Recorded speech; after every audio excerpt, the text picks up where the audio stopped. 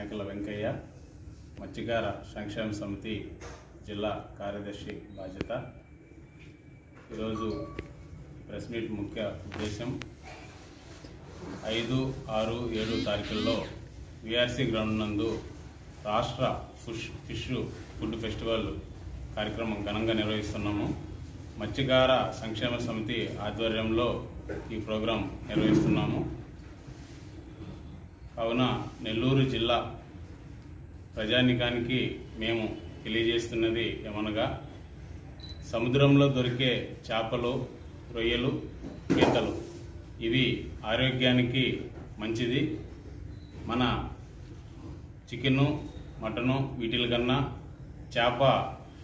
సముద్రపు చేప తినడం ఆరోగ్యానికి చాలా మంచిదని తెలియజేస్తూ, నెల్లూరు ప్రజానికాలందరూ మన నెల్లూరు